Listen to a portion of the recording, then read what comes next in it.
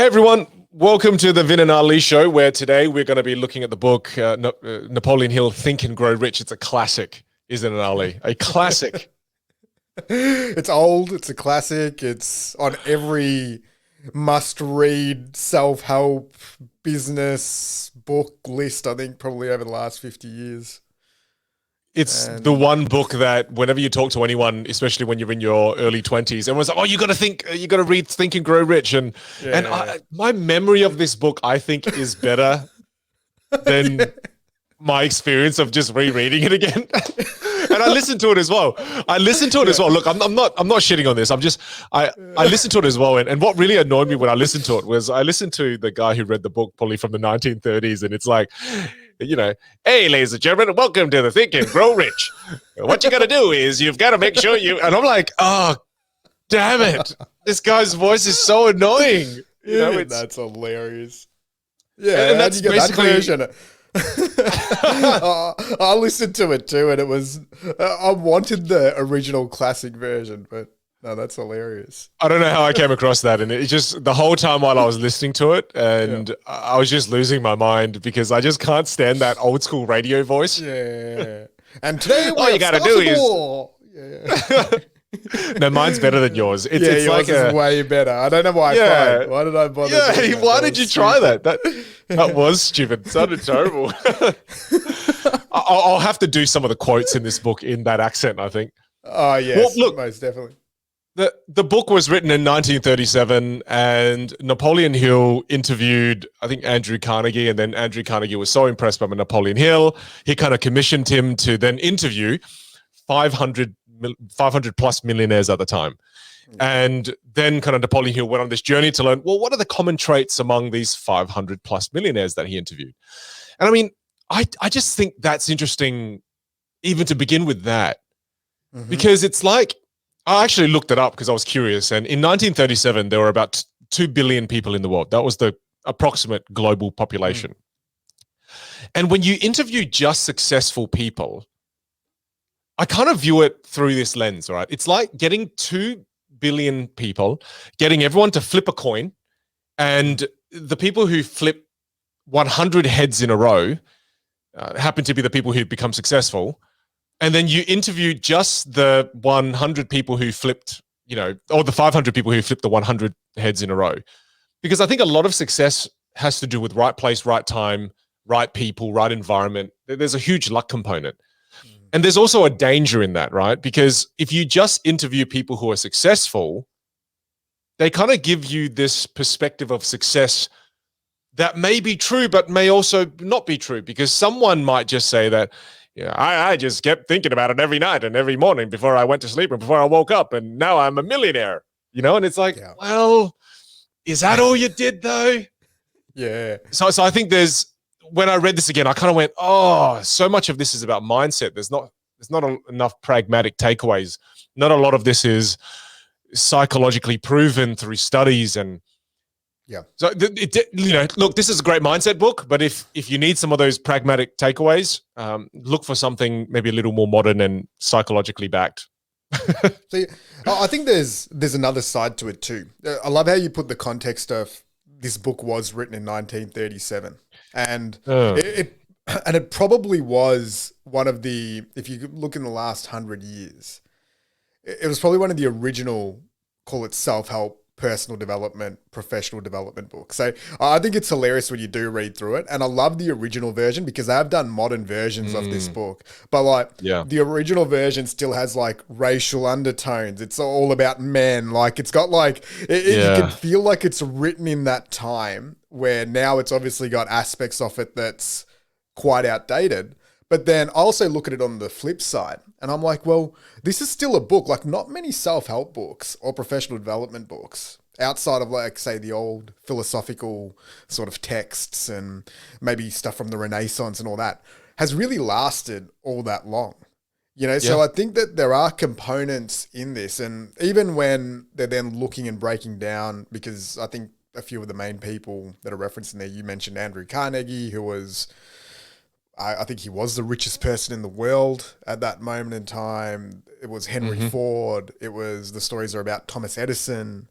Like, it's these people that we have read their biographies. So it's interesting, I think, to get an insight into what was their psychology and their mindset all those years ago.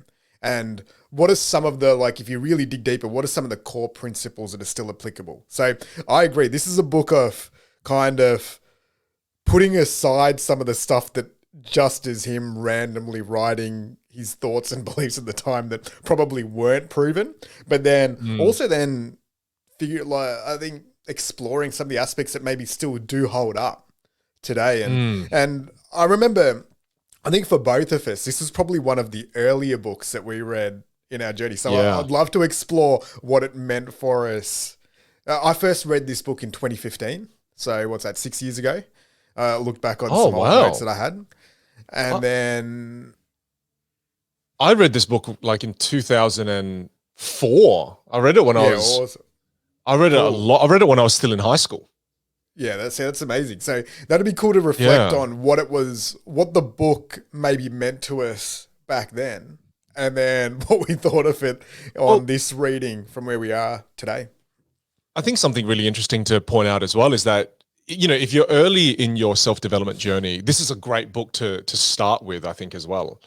Yeah. Because, you know, when you've kind of read for as long as we have, you know, and you go back to it, it's like, you know, when you say, oh, Monkey Magic was the best series ever. And then I recently watched it again on Netflix because it was released on Netflix. Worst thing I've ever seen. It's like the dubbing was freaking awful, the original series from Japan. And you know how you have kind of those really beautiful memories of the past, and when you revisit them, it's really ugly. That was my experience. But I mean, it wasn't all negative, because as I read through it, it did remind me of the key parts where I really still do connect with. Yep. So it's interesting. Okay, let's jump into it. Like, I'll tell you one of the first notes that I just wrote down. We can jam on this. But when I was reading just the start of this, the one thing that I got nostalgic about is I think that this was one of the first books that got me truly believing that you can turn ideas in a dream into a reality. So taking aside, you know, the motivational aspects and the fluff and all the pseudoscience that's probably in it, I think that this was a book that then filled me with that component that I think's required, especially say in an entrepreneurial journey, is, oh wow, yeah, like every single great idea or great innovation or great business started with someone having an idea somewhere and then taking some actions and then turning that idea or thought into a reality. And I think that was that was just one of the first points. Like, how does that resonate with you? You're right. It was the one book that truly made me understand and truly helped me see that everything does start with a thought. And I wrote a thing down where I wrote down, we reap what we sow what we do what we are, and we are what we think. And if we're going to go backwards, that means that everything starts with a thought, because we are what we think, and we do what we are, and we sow what we do, and we reap what we sow. So to me, I love that sequence, because when you look at it, it starts from action and it goes through a little process, and it turns out it starts with a thought, then it ends up as an action, or the actions all start with a thought. And I haven't come across a book that painted that picture more clearly. And when I think about that, the most interesting part of the book that I still connect with today is that the whole concept of the ether, and that's where thoughts come from. Thoughts come from this ether, and the thoughts of, in this ether, the thoughts of Henry Ford and Thomas Edison and all the great minds of the past, their ideas are still floating around in this ether. And if you kind of tune your mind in the right way, or your brain, you can tap into that ether and connect in with some of those thoughts. Like, that was probably one of the coolest things the first time I read the book, and even now when I read the book, that I'm like, I really like that. Whether it's real or not, who knows?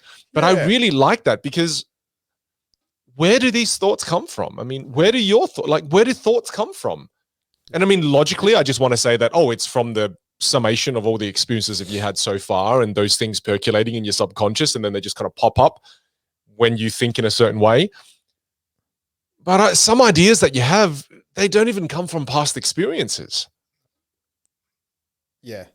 It's one of the, I agree. It's one of the biggest notes that I wrote as well. It's when you sit there, like, I don't know about you, but I always get my best thoughts when I'm in the shower.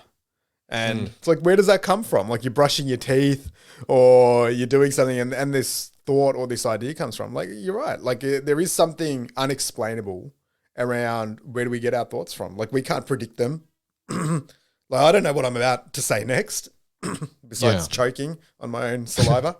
That's gross. Imagine if I died on died on air.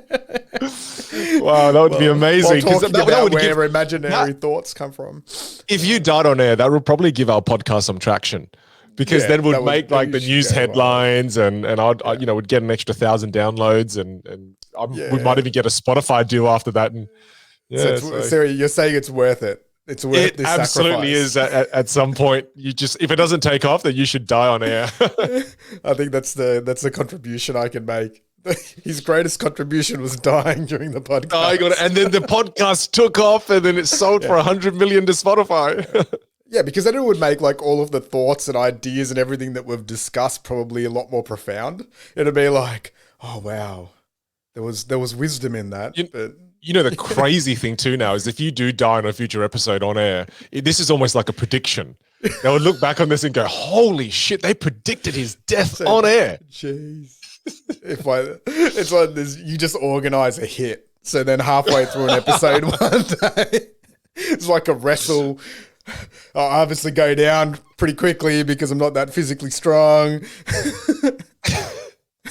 Well, there is a potential way now too to take it off track even more, because just before the podcast episode, you were talking about how much you loved Vita Soy, that soy milk drink, and I actually did work with that company in 2016, so I could reach out to them, get a customized bottle made with some poison in there, and send it to your house. That's where you went. I thought this was going to be really kind into the story, where you're like, I'll reach out to them. I know you, Ali, you really like the drink. Let's get you some bottles of the drink. But no. You're going to wreck their brand as well by poisoning laced with cyanide. Just melt away. That would be a cool death too. That would be a viral death again, allowing us to reach more people and have more impact. And the foamy gurgling. But that's how you have impact. That's how you have impact. Is that you launch this podcast into the stratosphere with your death. Where were we? Talking about the ether and talking about, well, I like the idea that, like, I love the whole concept of the ether. I love that even people who have passed, their ideas are still floating around in the ether. And then again, to give people more context about the ether, it's kind of like radio waves, and your brain is a radio. And there are these waves just still floating around, ideas just still floating around. And if you tune your brain right, you can tap into those vibrations or those radio waves and get the ideas even from the past. And one of the ways that they described it in the book, which I thought was so cool, and what it says is your subconscious mind is the sending station. That's where you're able to send signals out. And then your creative imagination, that's where you receive. That's where you receive the radio frequency. If you allow yourself to be creative, and it's like you're opening up to receive. And then it talked about how there are 7 positive emotions that you could use to help yourself receive. And then there are kind of the negative ones that cause you to not be able to receive. And I'll just quickly list them off here. But the 7 positive emotions are desire, faith, love, sex, enthusiasm, romance, and hope. And if you've kind of in that kind of headspace, then you're in the most optimal headspace to be able to receive from the ether. And then the negative emotions to avoid are fear, jealousy, hatred, revenge, greed, superstition, and anger. The more of that you feel, the less likely you are to be able to tap into the ether. I thought that was cool. I mean, that is cool. It just tells you that if you live in a state of positive emotions, you're more likely to be able to tap into good ideas and have good thoughts come into your mind. Yep.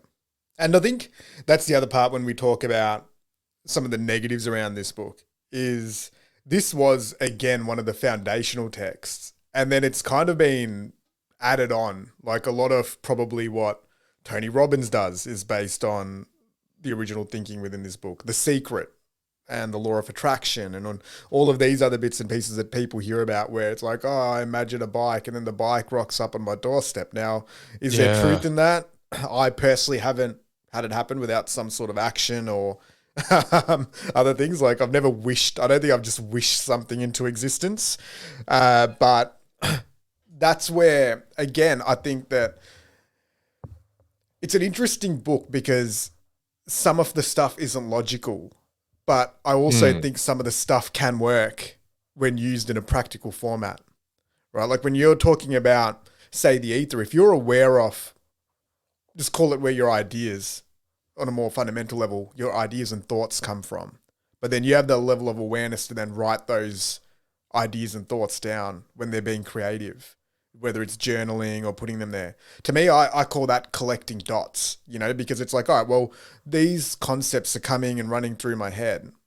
I then need to trust, you know, we refer to it as intuition or getting a hunch or a gut feel. To me, when I start feeling those things, I'm pretty alert to them and I'll start writing them down because a lot of the times they've then transformed into some sort of practical idea. Whether it's, like, say, us doing this podcast, it would have started the exact same way. It's like through a combination of events, timing, thoughts, ideas. We then ended up getting to the point where, hey, man, how about we do a podcast where we read a book and we start exploring it, right? Like, where does that come from? We didn't plan that. That was like a collection of things. Or whether you becoming a keynote speaker, that idea would have come from somewhere. Something would have triggered it. Me starting Future Golf. Like, that was an idea there. So I think it's more about the alertness to the thoughts and the ideas and then seeing where can that potentially then lead you to. That's a really good point. I think if you start to focus on it as I'm getting lots of different dots and it's about my job is to connect the dots, but be alert to the dots. I think that's a really awesome insight.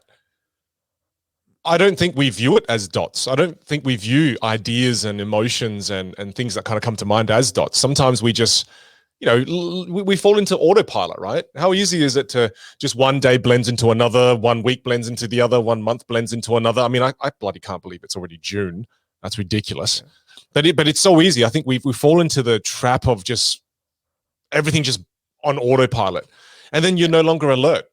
You no longer, you should, like, you know, when you're driving your car and you're driving on cruise control and you're on autopilot, essentially, you're less engaged with the road, right? And the road being the metaphor of life. You know, how often do you have cruise control on right now in life? And if you're not paying attention to where you should turn off on the highway, then shit, you might have already missed the stop. And now, now you're stuck on this highway for another 2-3 hours, right? So I think being alert to it, wow, that's so important. Yeah, and I think also valuing, because we're so programmed these days to value logic.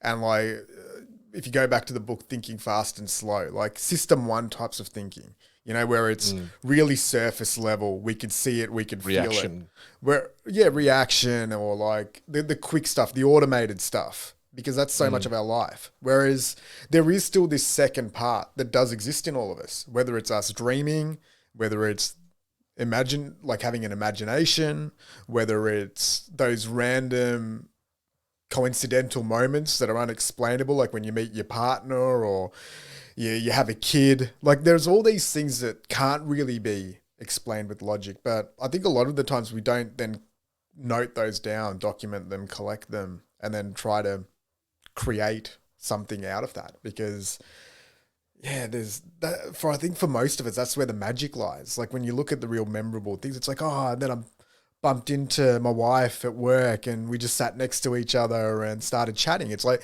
you can't explain that stuff. There's no system one thinking going on there. It's luck, it's coincidence, it's whatever it is, spontaneity. Well, I mean, life isn't logical, right? I mean, that's why we can't apply logic to everything, because the way things happen in life, it's not logical. Yeah. It's everything is just random. It just feels like everything is random, you know, just chaotic almost. And then we try to apply logic and say there's a pattern to this and there's a pattern to that, because otherwise the chaos of it all, I think, just makes our brain fall apart. Yep. Whereas when you really think about life, I just think it's just bloody chaotic. How crazy is everything? And that's what I think too. I think the whole idea behind there being a pattern to success is just us human beings wanting things to fit in a box and things to fit in a 13-step process, that if you do these 13 things, you'll be successful. Whereas I just don't think that's the case. I think the chaotic nature of life, again, how many people have followed these 13 steps and never become successful and have never experienced even a glimmer of success, right? It's kind of crazy. It's kind of crazy when you start to think about it and go down that rabbit hole, because that's the kind of rabbit hole I started going down while I was reading this book. I just thought about how many millions of people have read this and applied this nonstop consistently.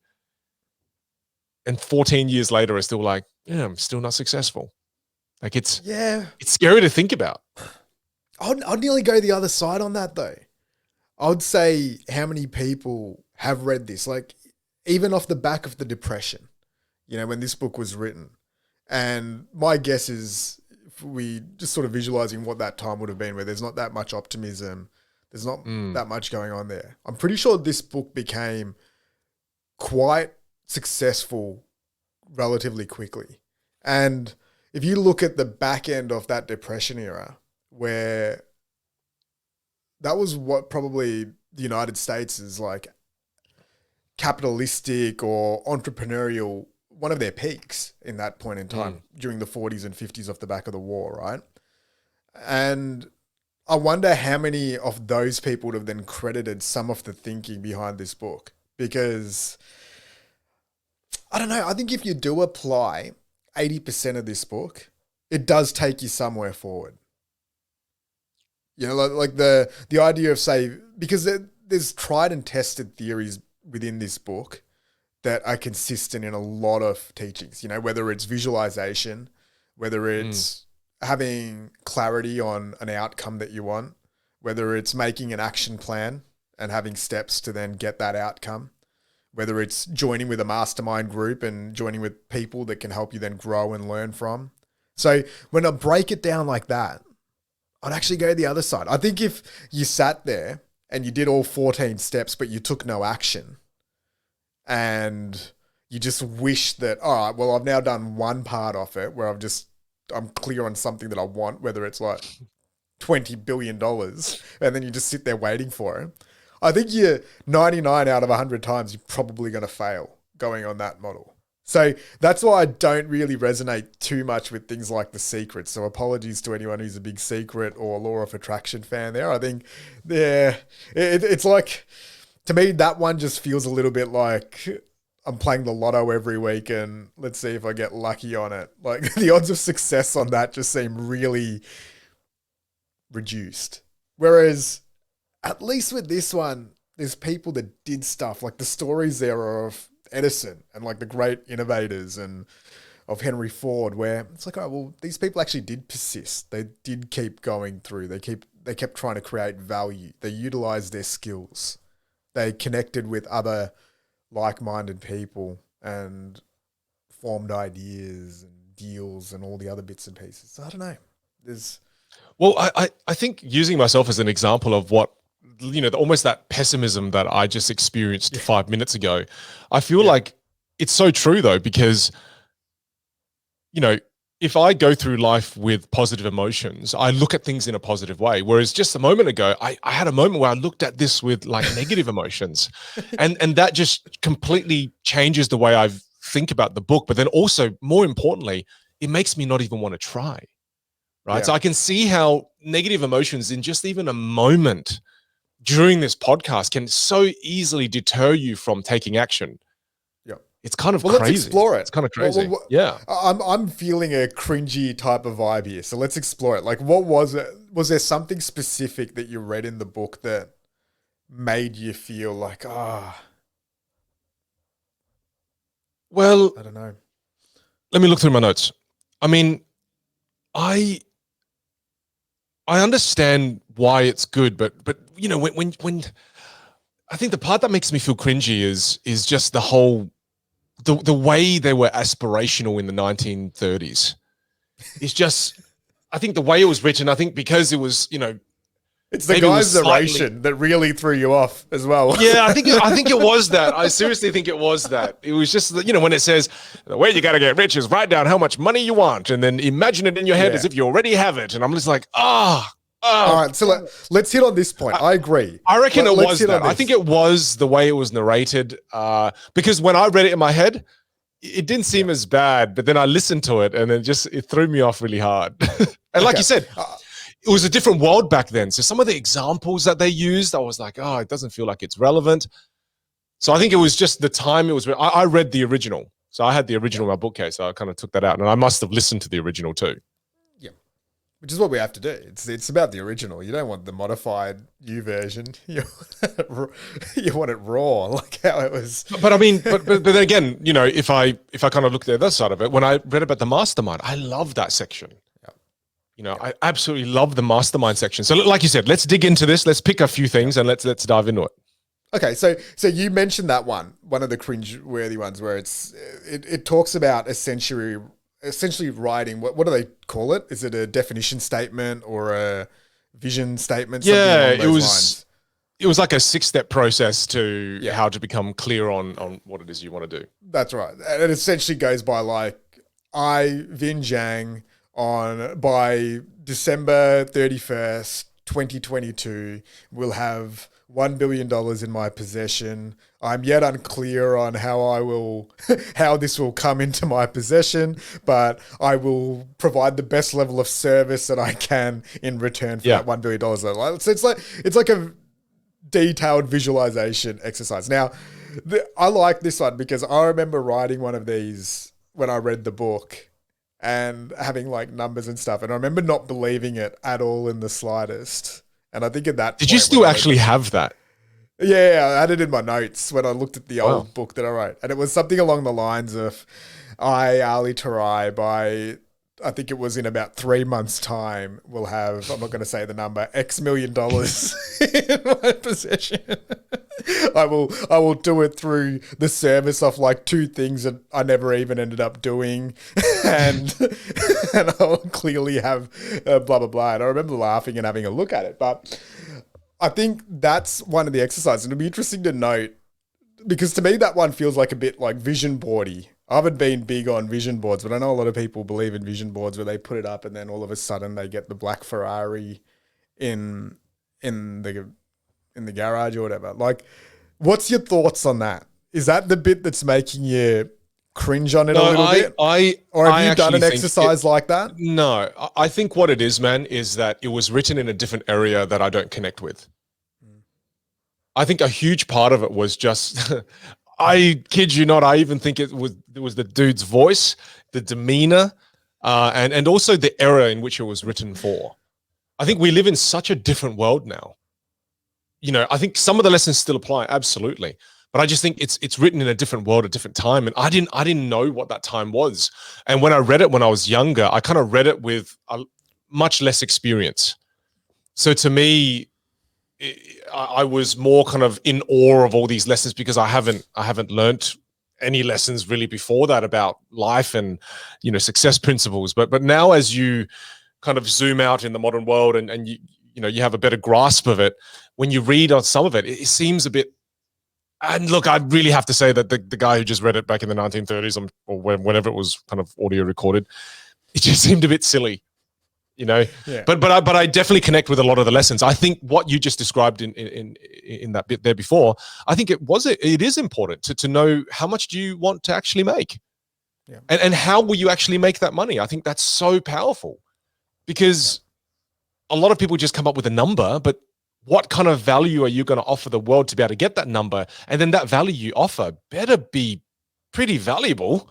Otherwise, you're not going to get that big number that you want.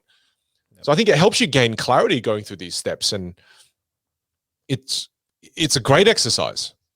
I think so. I just want to be clear. I think the only reason why I feel weird about it is, I was just listening to a bit of it again this morning, and I think it's just the accent that throws me off and the era that it was written in. So for everyone out there, if you speak like somebody from the 1930s or 40s, just get in contact with Vinh. I'd love to have a chat with you. I'd love to hang out. I can't do it. I can do it for a movie, but I can't do it for a freaking 10-hour audiobook.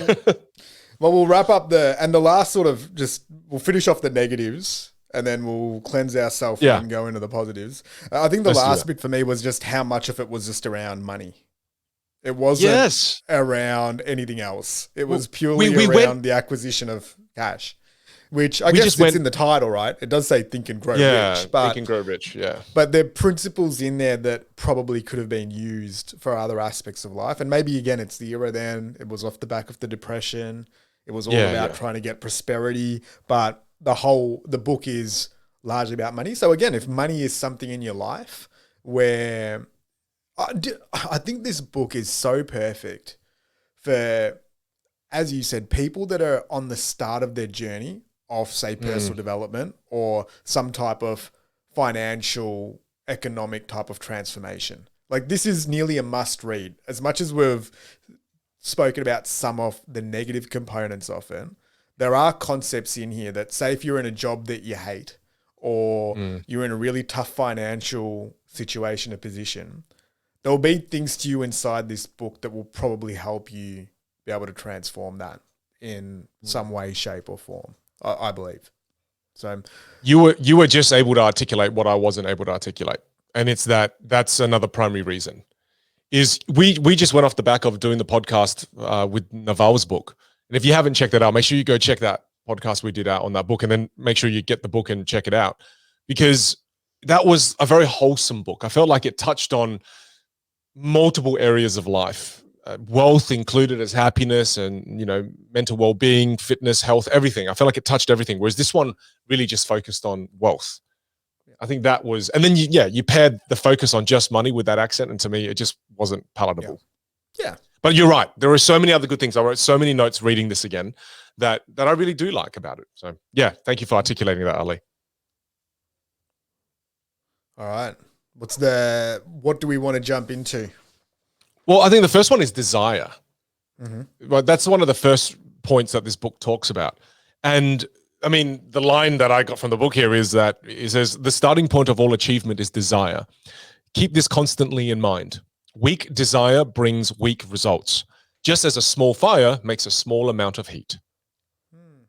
I really like that, because you'll find that in life, whether it be some of your friends or some of the people in your social circle, there are people who have, weak levels of motivation or not very ambitious or, again, don't have a lot of desire, and the fire seems small. And I think that's just because they're not working towards something they desire, or they haven't discovered something they desire. Which made me think about, wow, it's so important, because when I look back to whether it was my magic career or my keynote speaking career or teaching communication, I really desired these things. And that at the core of it was my fuel source. So if you don't desire something, it's like kind of when we're courting our partners. If you didn't really desire your partner and your wife, then you're not really going to make a big effort, right?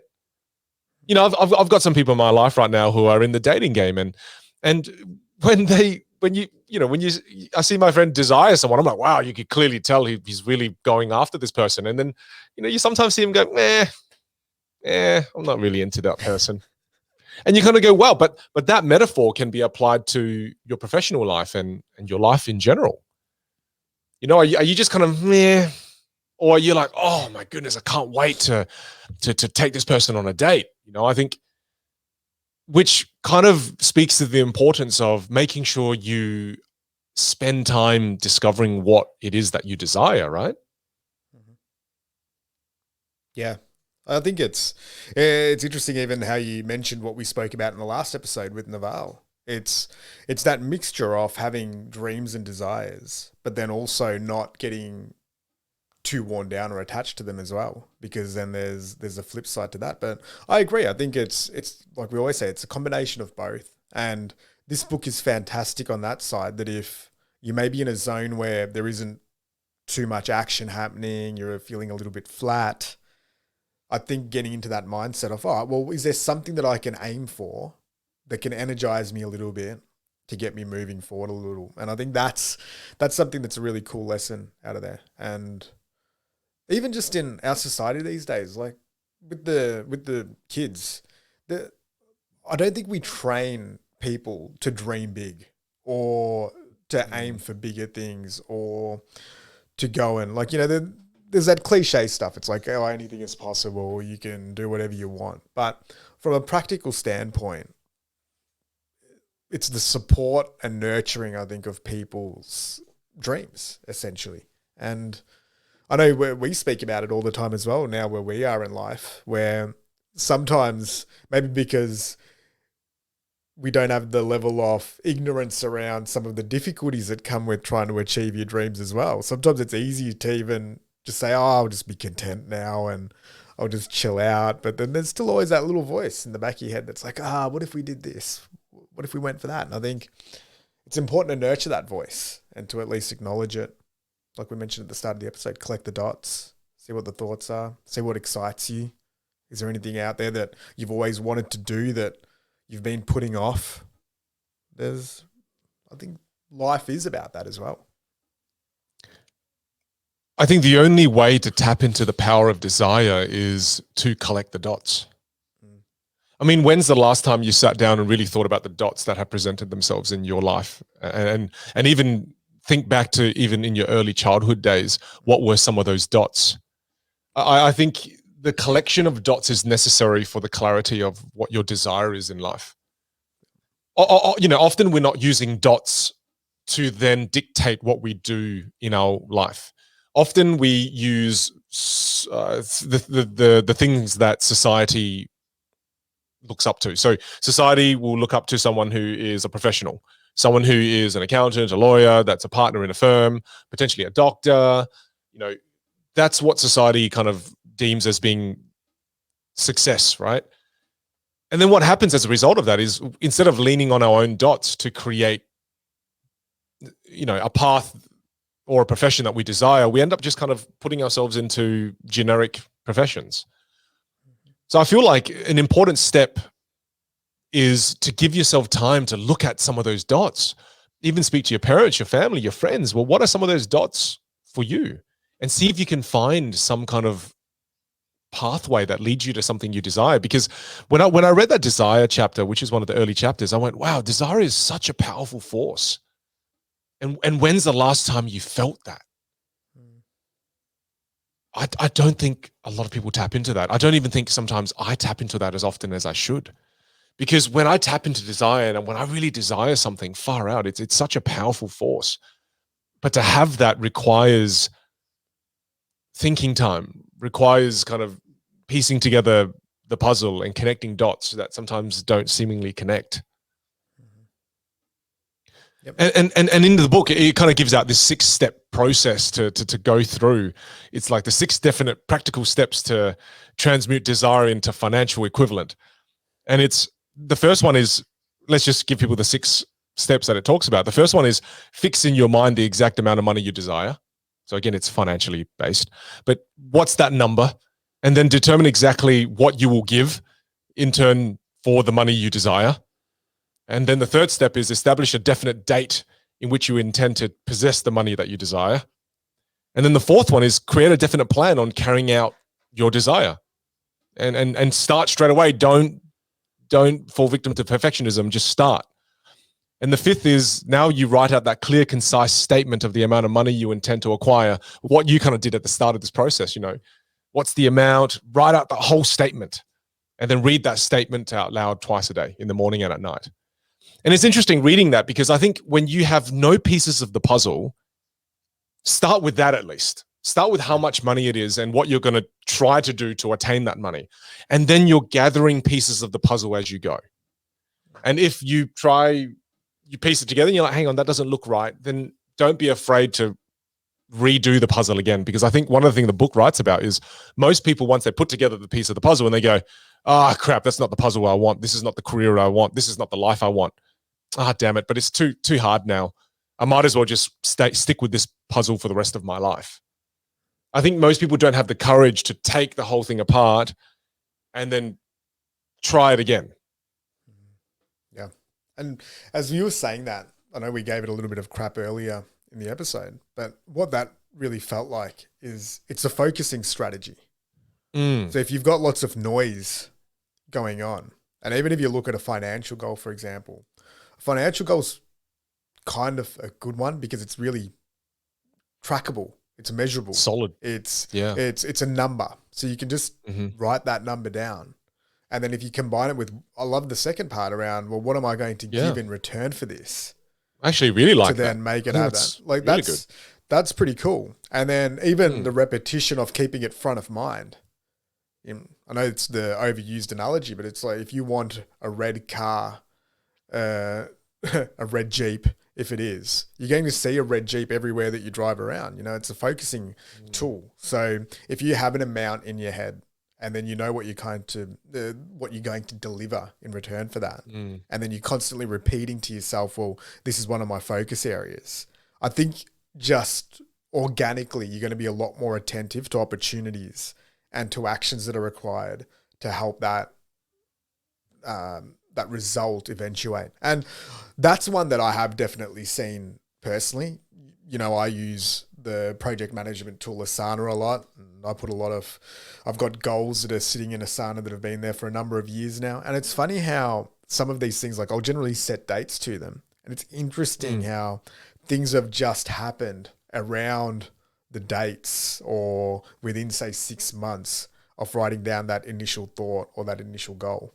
And yeah, usually there's been actions there, but it's just surprising that it just helps align those actions, because it might be a little thing, even whether it's subconscious. It's like, oh yeah, well, I did want to meet that person, and then an event might pop up, you book in a ticket, then you end up getting the opportunity to then meet that person that you had written down, and you look back on it, it's like, well, look at that. Strangely enough, I got there. So it's that combination of maybe dreaming, collecting the dots, writing it down, and then taking some actions. But there is something in that, I feel. Yeah, definitely. I mean, step 4, right? Create a definite plan for carrying out your desire and then begin at once, whether you're ready or not.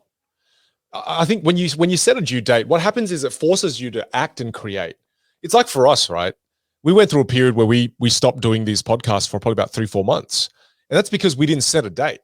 And now that we set a date every 2 weeks, all of a sudden we're back on the bandwagon and we're doing these every 2 weeks again. I think there's absolutely power in setting that date for what it is that you want to do. Because I think often when we look at, I mean, that's why businesses who are in the client service arena, they always have a date when projects are due. We have to deliver to this client by this date. And it's why you can be so productive when you're in a formal business like that. Whereas when a lot of people jump from that world into entrepreneurship, what they find is they lose a lot of productivity because now there's no due dates anymore. And the moment there are no due dates, productivity is stifled. And I think this is such a cool process. Now I'm even realizing the value of this even more when you just write down the amount of money you want, and then you think about what service are you going to render to get that money. Even that step alone is really cool. I mean, that's newfound respect. We're changing. Yeah, I just shut on that whole thing like about 10 minutes ago, and now I'm like, this is actually quite good. This is because I'm hearing it growing. But it's because I'm hearing it from you. I'm hearing you say it with a much better demeanor. I love the way you're saying it, because I think there's a thing about language written back in the day as well, that when you write it in a way that's so I don't know how to describe it even. It's written in a way that's very flowery almost. Yeah. Whereas the way you just described it, grandiose. Is that? Yeah, it's a bit like motivational, and I think it feels a little bit arrogant at times. Maybe, I don't know, but I really value that. I really value what you just said in that.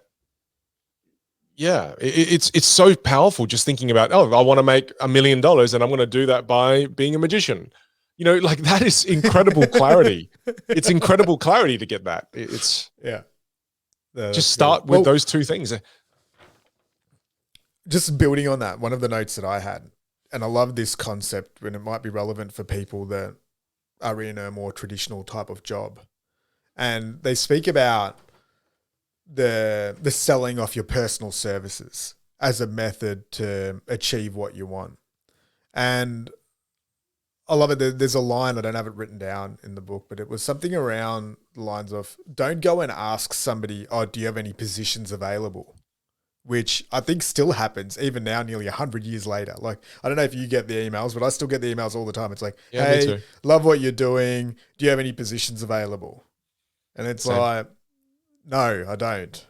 I definitely don't, because I have no idea what value you can then contribute for that. And I think that we still see that. Like, people will go and hand in a resume somewhere and expect, like, it's nearly the equivalent of the LinkedIn message where it's like, I have an agency, I will build you an app. It's like, no, you will not, because why would I do that? Just because you copied and pasted a LinkedIn message. Like I think that there is still this concept, even now in the working environment, where we do this, where we're not proactive enough with how we design our careers and even professional pathways. And I remember seeing that a lot when I was even in the corporate world, where I'd have chats to people because I was pretty young and I was really curious. I'd see somebody that's been working in a job for 10, 15 years. And I'm like, oh, you've been here for so long. Do you love it? Like, why are you doing it? What are you doing? Oh, no, it's a pretty secure gig, and I'm just happy, I'm pretty comfortable. It's easy for me to do. I could get it done in a few hours, and then I can look at news sites for the rest of the day. And I'm like, yeah, like, I guess that's cool if that's what you want. But to me, I'm like, well, here's an opportunity to then design a role. And I think that's where this book hits on that. It's like, all right, well, if you've got a slightly bigger goal than your current situation, what value can you then provide for that goal? And I want to dig into this because I know we've both seen really cool examples of people doing this that aren't that hard to replicate. It just takes a little bit more effort. And I'll share one of them. So one of the guys that works for Future Golf, his name's Jeremy. And Jeremy, funnily enough, we connected through LinkedIn. I put out a call for building our advisory board and getting some more experts involved so we could then learn and just get more intelligence, I guess, coming in through the organization. I remember Jeremy's message still, like, it was something along the lines of, look, I'm probably not at the level at the moment to be on the advisory board, which funnily enough, he would have been anyway.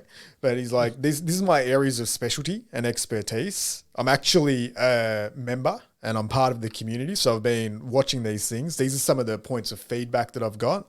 These are some of the things that I could see that you're doing. So these areas of expertise are marketing and digital and that sort of area. And then he went on and essentially mapped out a strategy. He's like, look, I know I won't be doing the advisory stuff, but without asking for any payment, signing on as a client, doing any of these other bits and pieces, he just started delivering value. And then the next step was like, just give me some access to a couple of your accounts. I'll have a look over it. And then he just sort of took it, right? Like, so without me even knowing what the hell was going on, all of a sudden I'm like, yeah, well, everything you're saying is logical. It's true. It exists within the business right now. We're missing that level of expertise as it stands right now.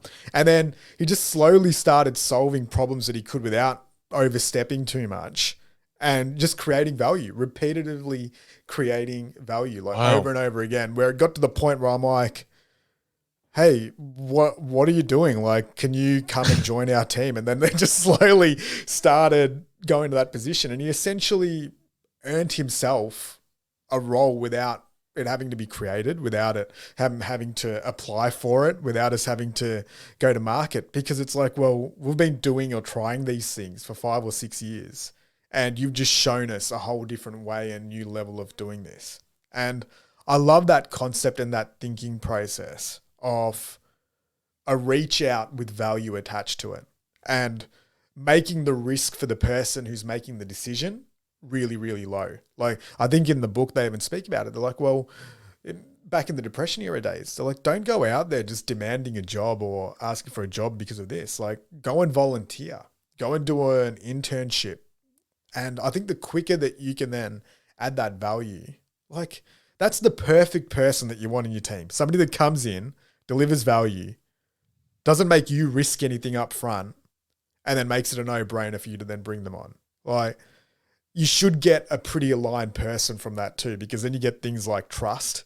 You actually care about the other person as well, because you're like, well, wow, you've given us already so much. how can we then return that back to you? Like, it's such a perfect model than the traditional way of getting a gig. So anyway, it's amazing hearing the story of how he joined the team, because how many people do you think are actually like that? Because that is it's like he basically was an employee before he became an employee.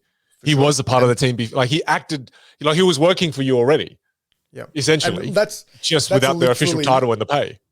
And every single team member that we've had join Future Golf has joined that same way, which is mind-blowing. So they've all joined essentially through an internal apprenticeship where they've been a member or they've been part of the community. They've had a defined skill set. They're usually working a different role at the time where they're using that skill set. And then they've then come in, usually as a volunteer. They've added value. And then once they've created essentially their own value and it's become a no-brainer, then we've tried to get them on board into the team. And I think it's been every single person so far has joined that way. Why do you think they did that? Because I think a lot of, did they want a job in the career or in the profession? Did they want a job in this industry? Is that why? Is it because of their love of golf? Yeah. Yeah, I think 95% of it would be the passion alignment to what we do. So whether it's they're already a member of it, they have an understanding of the vision, the culture, the space. It's for a love of the game and growing the game. It's a combination of those. But I think it's also having the ability and the freedom, because our environment's a lot around freedom and autonomy to be able to then grow and then to be able to utilize your skill set. So for some of our team members, they've had a really awesome skill set, but then they've worked for an organization where they're not maybe fully aligned with it, or they're working for a team where it's just such a large organization they can't execute on the things where they have that skill set. Whereas under this model, it nearly becomes organic alignment because it is a small team. It's a relatively small organization, but you're able to then paint your own picture within that unit. When you were saying that, I just reflected on my own journey as well. And when I started my journey as a keynote speaker, the number of events that I did where I didn't get any form of payment, was greater than 50, right? It's just, you do that because then you're able to show people, instead of just telling people what you're capable of, you're able to show them.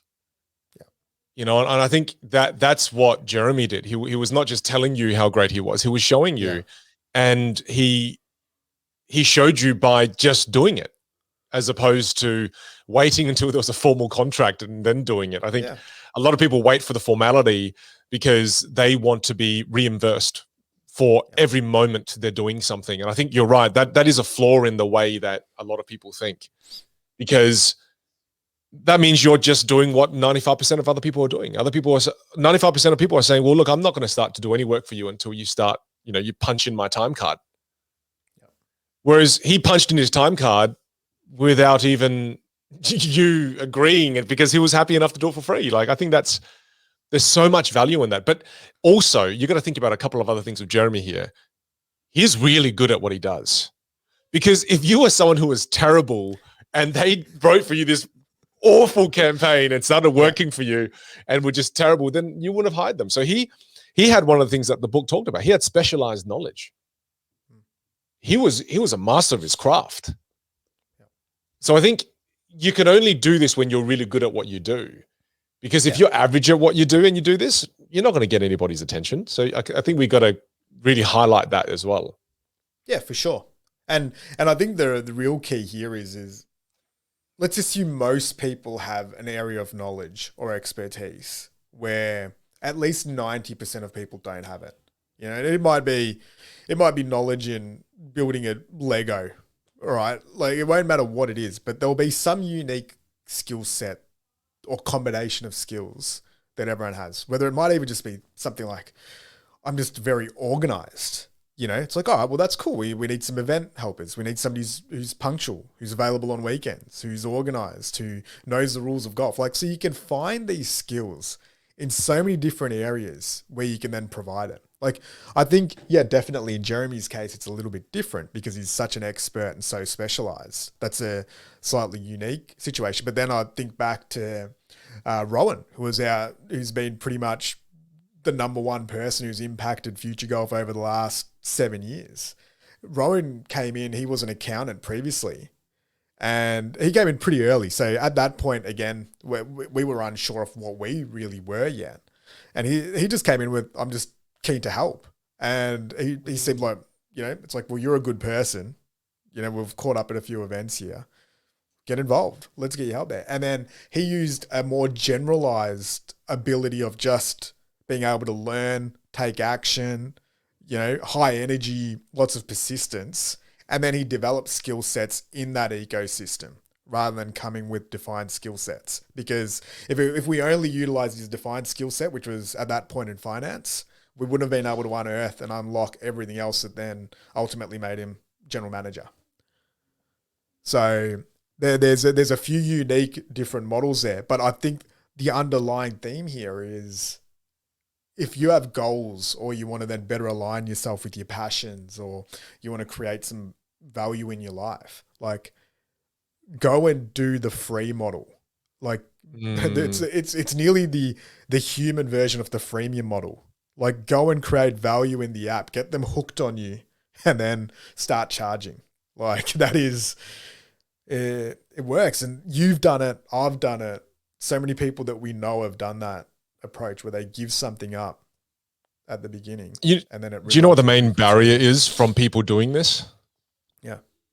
The main barrier is because of the financial obligations that people put themselves under. Let's say that you've got someone who's in their mid-20s who, they went out and got a really fancy car and put it on a loan, and then potentially have a really nice place. They're paying a lot of rent and then have a really expensive lifestyle. That's why a lot of people can't do it. It's because they need the money. And I think that's why you got to be so careful, especially if you're young, not to live above your means, but live below your means. Because when you live below your means, you're able to do this. For sure. And I think in the materialistic world we kind of live in today, everyone's kind of living above their means. And as a result, this kind of idea of doing work for free, people are very resistant to it because they go, well, how am I going to pay the bills?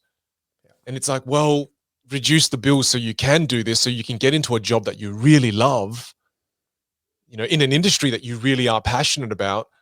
Otherwise, I think that's one of the main barriers. Yeah, for sure. And I think, again, it's nearly the beautiful thing about this approach and this system is, again, it goes into alignment. Because if I'm speaking to someone and they're like, I absolutely love what you're doing at Future Golf, but I just can't come over for the dollars, then it's an easy fix anyway. Because it's like, well, it's not really about the dollars. It's right now. Because if your value is that good, the dollars will always look after themselves, right? Like, if you go to someone like, it's like, say financially, it's like, oh, well, I'm an expert in commercialization. I'll create you, pick a number, right? I'll create you $5 million in new deals. You're going to pay that person adequately for the new business that they're bringing in.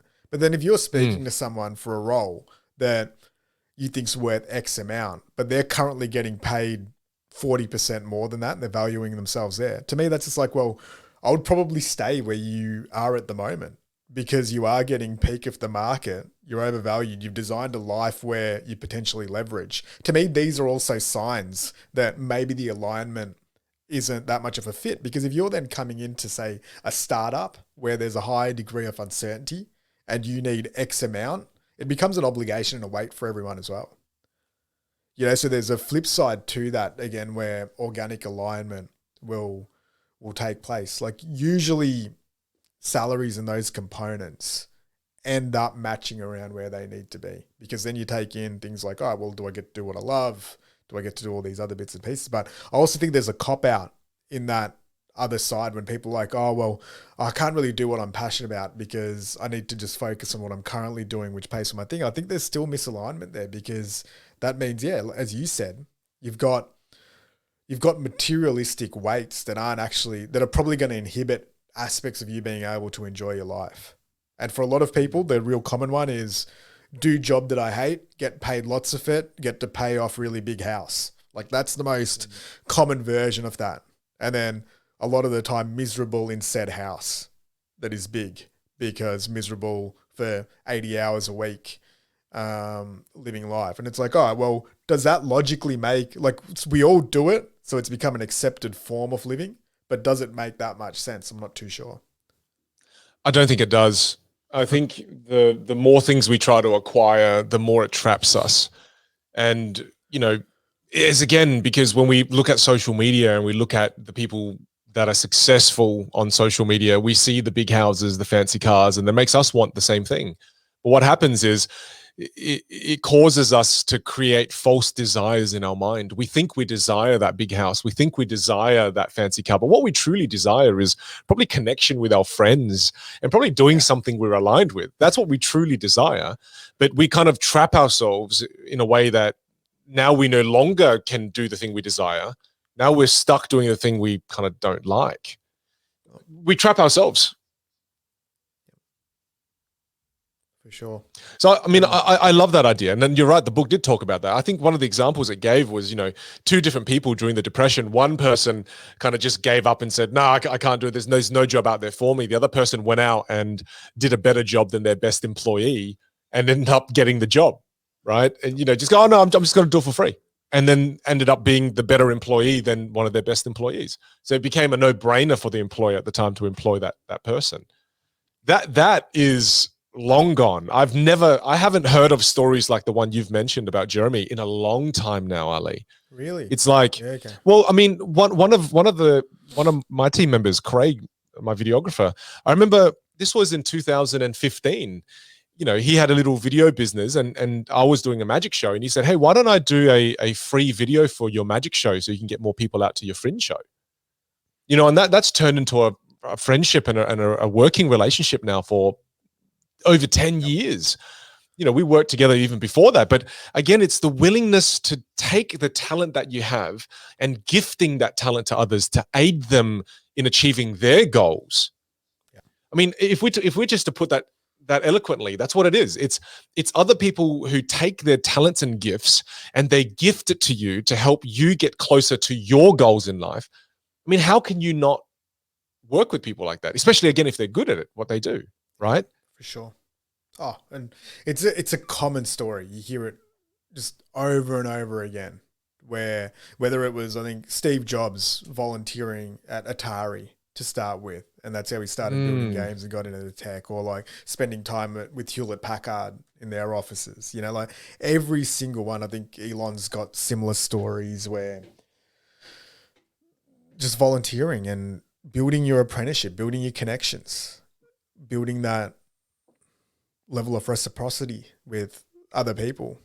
Like, because that's the other thing as well. Like, we've had people that have done stuff with us and we haven't had a position at that moment in time. And then it's been like, look, completely understand the situation. Thanks heaps for doing that. And then the opportunities then popped up maybe 2 years later. And it's like, well, when you're then thinking back, rather than going to the market, or even if we go to the market for that role, you're always going to think of that person because you have seen a component of their work, their working habits. And you really get to see the person at their peak when they're doing it in that environment, when they're balancing it against something else. Because then you're like, geez, that person did that while they were doing this only as a small fraction of their time and bandwidth. Like, imagine what they could do if this was their full focus. And that's where it's really cool as well. It's like, don't go and volunteer. The other part to this is don't go and volunteer and half-ass it. You kind of touched on this before. Like, if you're going to go and volunteer, give it your best. Like, don't just go in there and just be like, oh, because I'm doing this for free or I'm not doing it at my normal rate, I'm just going to throw it in. There's no point. You might as well not do it. Yeah, it's a waste of your time and everyone else's time. Like if you're going to think about this strategy, think about your dream role, or think about the dream person that you maybe want to work for, the dream organization, and then make that plan around what level of service am I going to provide and for how long, and do I even care if I get a gig at the end of this, because I just want to be exposed to that. I want to learn from that organization, that culture, develop some additional skills. That's probably the approach. It is the approach, because often when people think about doing things like this, they often think the only form of reimbursement or the only form of reward is financial. They don't think about the experience they're going to gain from it, the relationships they're going to develop, the connections that they're going to have, the people they're going to be exposed to. They don't think about any of that. It's kind of focusing purely on just the financial gain. Yep. Whereas this, I remember there was a quote, I can't remember which book this was from, but it said that, if the only form of reward you're getting is financial, then you will forever be ripped off. If the only thing you're getting from your job is money, then you're in the wrong job. Right? Because there's so many other things that you can demand or expect from a career path that I think, when you're in a position that is bad long enough, you kind of go, oh, look, I'm just doing this just for this reason. Whereas that's a person who's settled, right? Who's settled for, this is all that my job's ever going to bring me, and it's a paycheck. That's it. For sure. Whereas a lot more you can get from a job. And even when you think back on all like stories and autobiographies, when businesses are then speaking about their story or like the entrepreneurial story, how much of it's around, when we're in the garage and we're doing it for free and we're figuring it out. Like how little of it is 15 years in where they're restructuring, they're hiring lots, they're doing acquisitions, they're then selling. Like there's so little there that gets like half a chapter at the end of it. Like so much of it is when people are essentially in the free zone. Probably the same with athletes. Like they love their rookie years. They love when they start it. There's not all that much around when they sign their 5-year, $900 million contract or whatever it is, because then it starts becoming pressurized and all the things that you maybe enjoyed and loved about it start shifting a little bit more as well. Kind of makes me think that a part of this whole journey in life is about struggle. Because what you're talking about is they remember the struggle the most, and they don't remember the glory as much, but it's more about the struggle, right? It's more about when you're learning on your feet. And it reminds me of that book we read, we did a review on that not long ago, A Catch of the Decade. Yeah. Right? When the 80% of the book was about the struggle and all the things that were going wrong, the fires that they put out and how creative they had to be. And then like the last 10% was, we sold it for $1 billion. We were very successful. And that was it. It's true. Yeah, but here's the thing, right? And if you take that to the next point in the book as well, is that sure, let's say that you have that dream job you want, and you have clarity and you know what you desire. You got to have faith, right? And faith is an interesting choice of word because I would have said it was you got to believe it's possible for you. Yeah. And whether you use the word faith or belief, you can use whichever one you want. But I think that's so important because let's say sure, you know what your dream job is, and I think for some people, they actually know what it is that they want to do, but they don't believe that they can, and as a result, they don't do it. So where did you get the belief, Ali, that building something like Future Golf was possible for you? Where did that belief come from? Probably because I went into it with the mindset that we were just talking about. I just genuinely didn't care how it performed or what it did as an entity. Like it was one of those things that I went in with such a high level of, I guess, freedom and just curiosity and desire to learn it. Because for me, it was never about building a successful business or a successful organization. It was about learning the art of entrepreneurship and being able to practice it and play that game. Like that was the thing that I really wanted to do when I looked back at it. And my biggest goal was like freedom, right? Freedom to do something that I love with people I love, freedom to create, freedom to test ideas. And then if that resulted in some type of outcome, awesome. Because I knew that after a certain period of time, for it to be viable, it would need the commercial aspects, right? Like if we wanted to hire someone, if we wanted to then do it as our full-time focus without having to work full-time jobs, like that's kind of my story. So with that, I didn't have, I was fortunate. I was still working a full-time gig for the start of my journey. So I was able to do this essentially on the side and to learn and do my apprenticeship without it putting too much stress or pressure, especially on that financial security component. And that's why I always still recommend it to people. I'm like, well, if you're going to go and do something that you love, like you can put all your eggs in that one basket, but it might be a little bit more stressful because there's no guarantee how it's going to pan out. But if you can kind of do a bit of both, where you've got your security blanket, but then rather than watching Netflix for 3-4 hours, you then building or learning about these things. And that's why I was able to trick myself into how fun it was to do this. So it's never felt like work. It's always just been like, well, no, I'm learning. Like, this is an education. This is a form of enjoyment. So then it removes that thing of this being an obligation that, oh, this is the last thing that I want to do after I've worked a 9-10 hour day.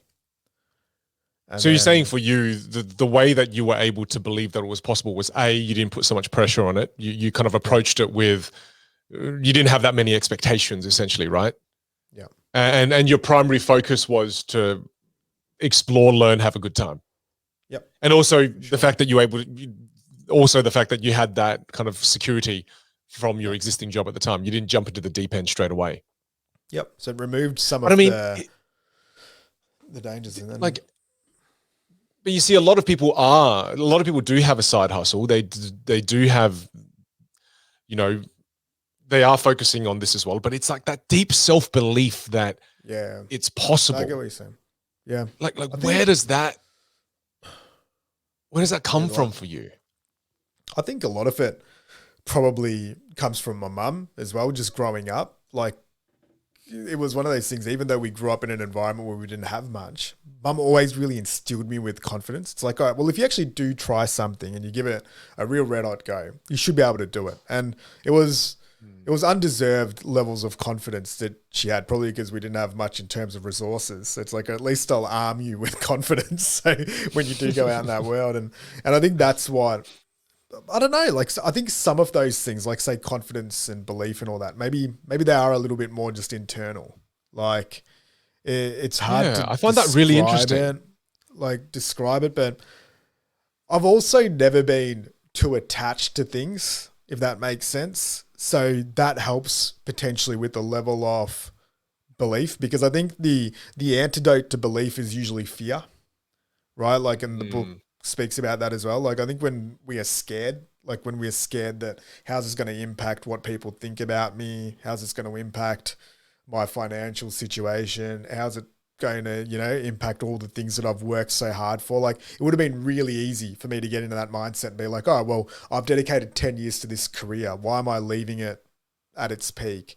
I'm potentially risking the financial security of my family if this goes pear-shaped. Like, you can start thinking all that stuff, but it doesn't really help too much. Like, I've always just been a believer, like, well, go give it a crack, see where it lands. And then if it's not where it needs to be at that point, keep trying something different.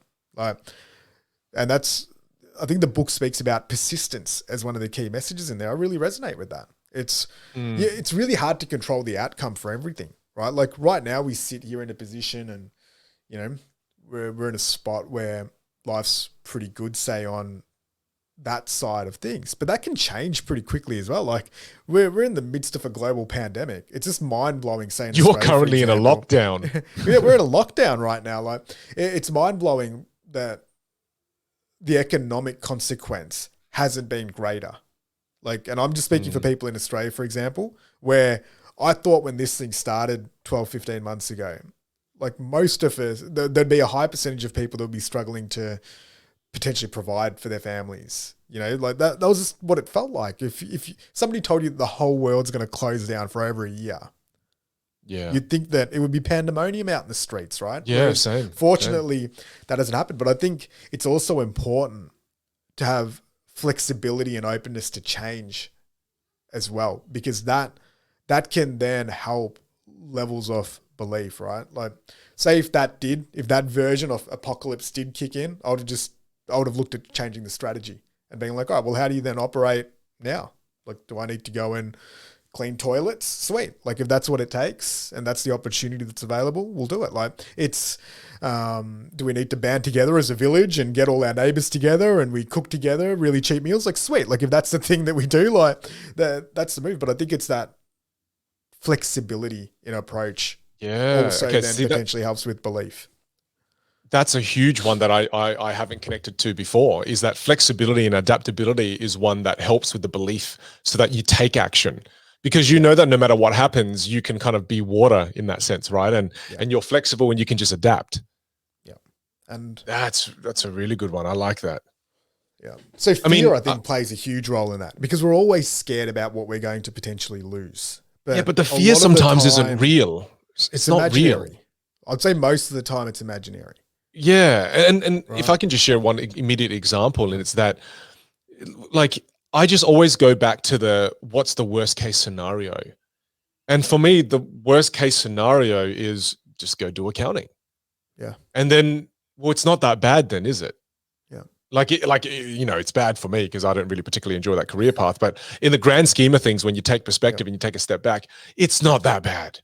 So when you actually break things apart and look at fear and the things that you're afraid of, and when you realize that it's actually not that scary, that is a contributor to helping you build the belief or that faith.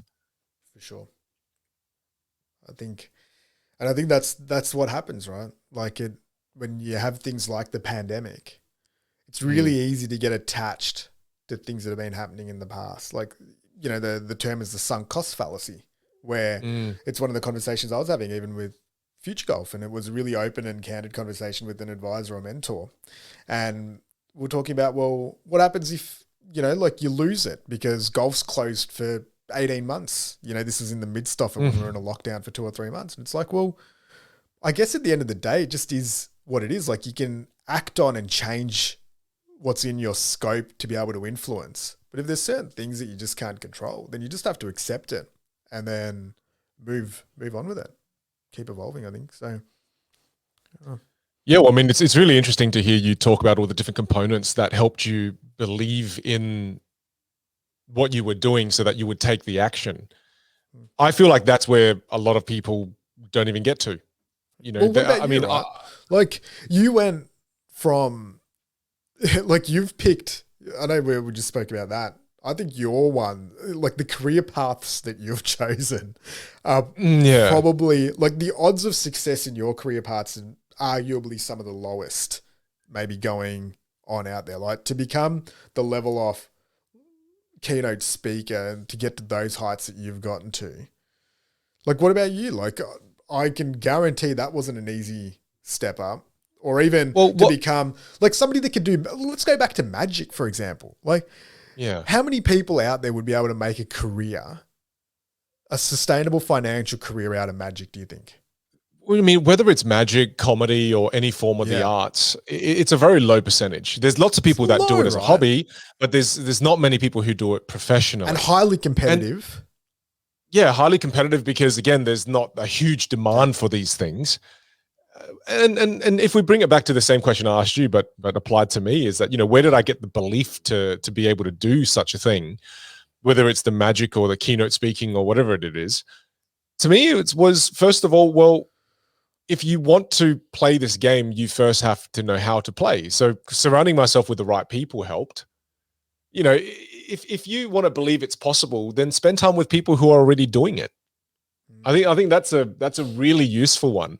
So whether it was other professional magicians or other professional speakers, the moment I surround myself with people who are already doing what I want to do, that helped a lot with belief. Because if I started going around telling my uncles I want to be a magician or a keynote speaker, they don't like, to them, you're telling the wrong people. Whereas if I started talking to magicians and professional speakers, my personal circles always said, it's impossible. You can't do it. And when you ask people who are already doing it, they don't say it's impossible. They say, this is how. And when you're around people who say this is how, that very quickly changes your beliefs. So to me, find the this is how people. Don't talk to your friends who are thinking about leaving their jobs. No, talk to people who already left their jobs and doing the thing that you want to do. Do you know what I mean? I think it's so simple. It's so true. Yeah, because I think a lot of the times we stay friends with the people we stay friends with because it's easier. It's hard to make friends as adults, man. It's hard to find new circles, man. Like it's so difficult. It's so funny because it goes back down to such a simple skill set that we learned when we were like 5 years old, how to make friends in the schoolyard. But it was easy at that point because everyone was trying to make friends. Whereas as adults, we already formed these tight-knit groups. And then when you're trying to infiltrate a tight-knit group, it's so freaking difficult. But if you harness the ability to make new friends, that is such a powerful skill set as an adult. Even when you're trying to find a new career path, something that you desire. Even when you're trying to get rich and build wealth, if you build that skill set and you want to be a property investor, then find people who've made lots of money already as a property investor, and it just shifts your beliefs completely. Yeah, I would say that would be the number one thing that helped me leap. I mean, the leap that I took was crazy. I mean, I left Australia, where I had already an established speaking business, to move to a whole new country where nobody knew who I was. But the belief that I had was, well, I spoke to 6 other speakers who did it and was very successful. And so to me, it was a no-brainer. It wasn't the fear had subsided already a long time ago because the belief was strong. So that was a big one. That was a big one for me. And then what about moments where it's not going too well? So the persistent side of it? Yeah, you don't get the gig, or you get negative feedback, you cop some hate, or you get that. How do you then navigate through those bits and pieces? Because there's always resistance when people are going for their dreams. We spoke about this, I think, in The Alchemist, the first episode that we did, where when you sit there and you reach for something, the universe will also try to put in some roadblocks before you're allowed to attain it. How do you then overcome that? Or like to me, it's where you were like, yeah, I do. Oh, I'm about to throw it in. I'm about to throw this in because it's not worth it anymore. I don't think throw it in. I often think, how do I get better? Yeah. I rarely think about throwing it in. And I wonder why I don't think about that. Because I don't know. I'm not sure. Because to me, and I think that'll be a nice thing to explore in a moment as well. But for me, when I went to the US and things weren't working out for me in the first 6 months, I just reviewed and thought, okay, well, then how do I get better? So I don't spend a lot of time dwelling. I think I'm a tinkerer. So I will immediately go back and tinker and go, well, how can I make it better then? Yeah, I wonder. It's because I also have a lot of responsibility. When I went to the US, I had the responsibility of looking after my young family. I had a 2-month-old child when I moved to the US.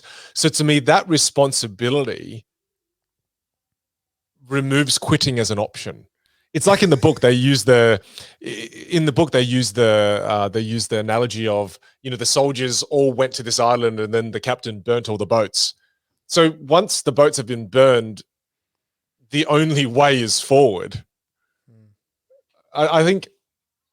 And to me, the form of burning the boats was having a child. Yeah, having a child is you burning the boats to quitting. Like I couldn't.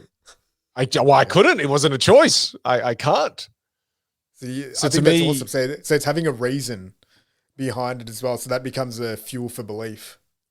Well, like having responsibility. It's greater. Yeah, and I think that's a pretty cool point to touch on there. And you hear it a lot of the time when people have something saying the greater good or outside of themselves that they need to serve. That can be a real big driver for action as well. This book talks about the definite chief aim, right? Like the definite chief aim being like your purpose in life. And I think our purpose in life is made up of many different things. But when I had a child, that's a part of my purpose. And the more purpose I have in my life, the less likely I am to quit. Whereas if I don't have a lot of purpose in my life and I'm not creating a lot of purpose, because I think some people think you discover your purpose. Like, I wonder if it's really you discover your purpose or do you create your purpose? It's like having a child. I didn't discover my child. I kind of created him. My wife did most of that work. But like when I created that purpose for myself, I had more drive. I had more discipline. I had more persistence. And like I said, children is a part of our purpose in life. It's not our only purpose. It's a part of our purpose. But it's a pretty damn big purpose for me right now. And I think that is one of the reasons why I never even thought about quitting as an option. It's just... I don't think our purposes evolve. Like, I think it does the evolve. Key with purpose is being able to just continuously define it or try to define it. And as we grow, as we change, I don't think, maybe there's parts of it that are predefined, who knows, but I think they definitely change. Like I wouldn't have had a clue what my purpose was when I was 15 or 16, but I had a little bit more clarity when I was 25 and then a little bit more clarity when I was 33. Do you know what else I've realized is a purpose of mine? Which is, it's going to sound so simple, but I feel like a huge part of my purpose here is to have a good time. Yeah. You know, and it's so weird because I used to not think that. I used to think that, oh, purpose has to be something so, you know, it's about contribution and it's about all these things. But no, I really think a part of my purpose in this life is just to enjoy it and have a good time. And ever since I've seen that with a bit more clarity in the last maybe 2 years, I'm happier as a result of just having that as a simple purpose. One of the things, a little bit off topic, that I've been thinking about lots is just how we conceptualize moments in our life and time, right? So if you look at it, there's the present, there's the past, and there's the future. And if you look at a lot of the sort of narrative and the thinking these days, it's around, like all of us were like, well, I just want to live in the present moment. I just want to live in the present moment. But it's quite difficult to live just always only purely in the present moment. Like you might get little runs for 20 minutes or half an hour or 5 seconds. But I think for most people, it's pretty difficult to be like, you know what, month of May, I was just present moment the whole month of May. It was epic. Like went to sleep, woke up, present moment. Like all I had was the birds, like felt my body tingling, like tasted every bite of food that I had. Like it's just, I'm yet to meet people that are active in society that can achieve that. But I think that like this book's about the future, right? Then there's other books that are more around teaching us about the present. Then there's maybe other teachings that are about reflecting on the past and how we can find those clues. And I think it's all of it that is the answer, right? Like if you look at some spiritual teachings, the whole goal is like enlightenment and living purely in the present moment, which is great. But then those books that you're reading, like that enlightened person wrote that book and then sold the book for the future so that they could then share what it is. So it's like there's nearly a contradiction in that component where, and that person has also looked back on the past and they've collected all of their experiences that they've then written in the book that they're now sharing for the future, which is about the present.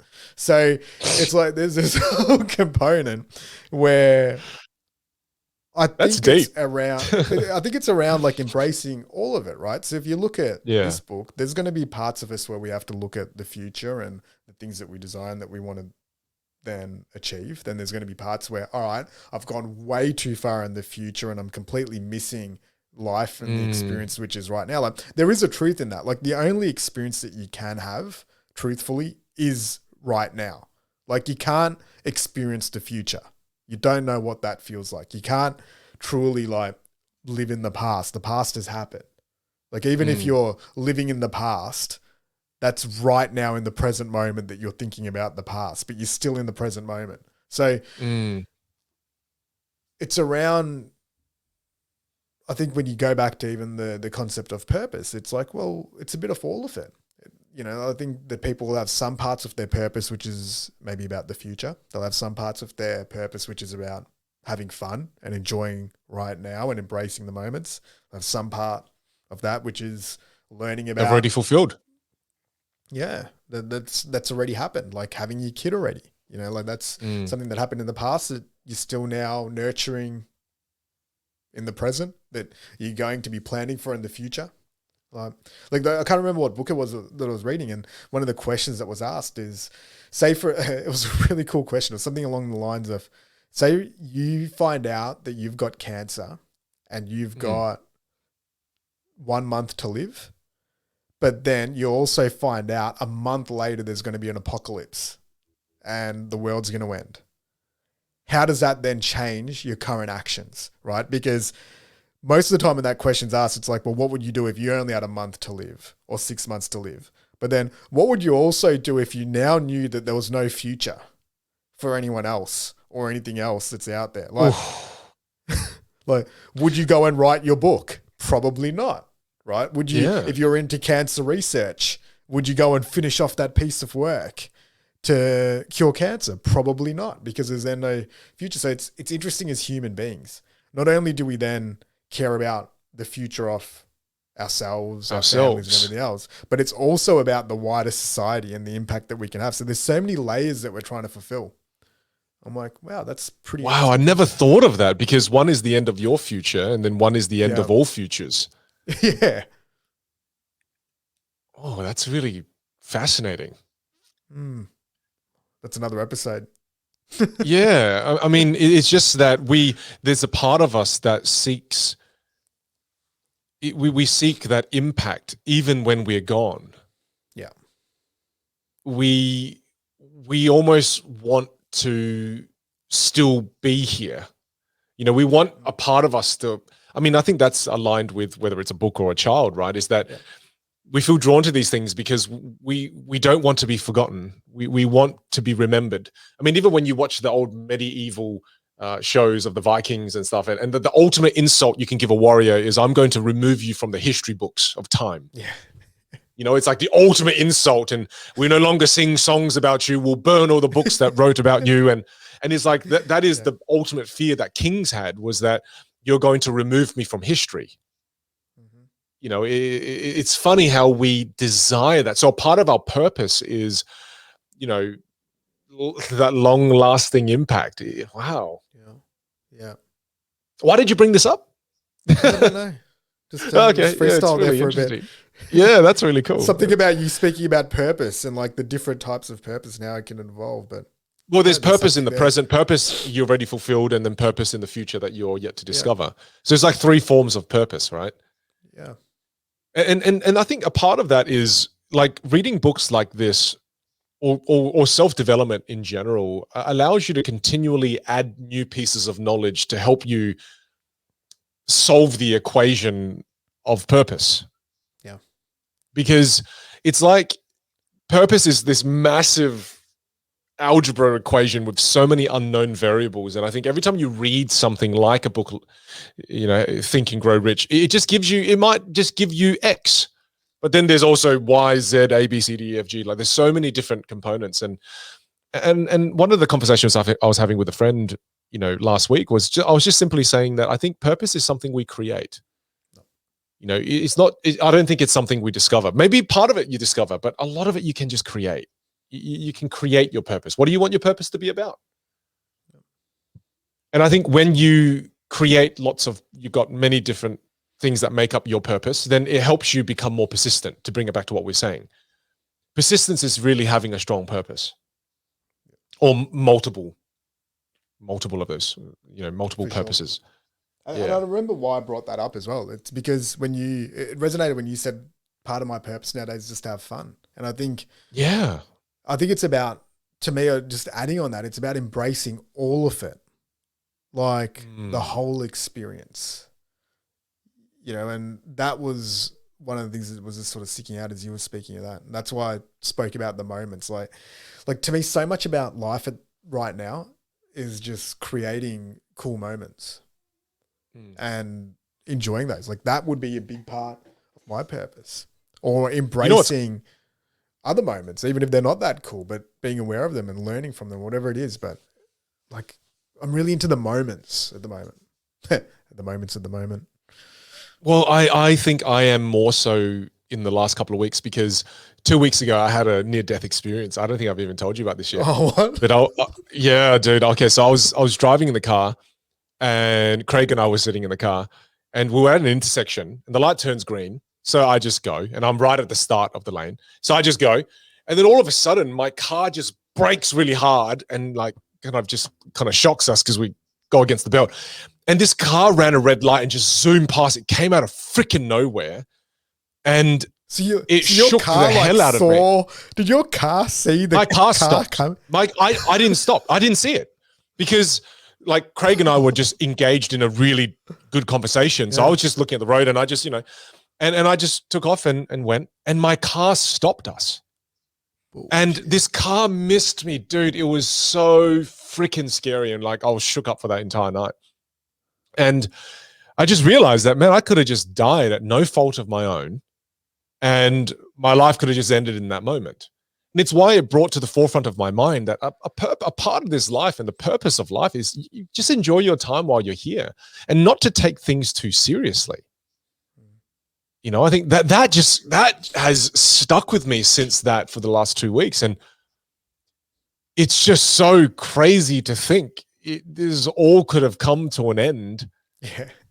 Like just like that. That's why it's so important, I think, to have a good time while you're here. Yeah. Would have been a sad podcast without you. Maybe that's what it would have made it go viral. Just have see how we've got the 2 boxes. It's just like I still just speak to you, but it's just a photo.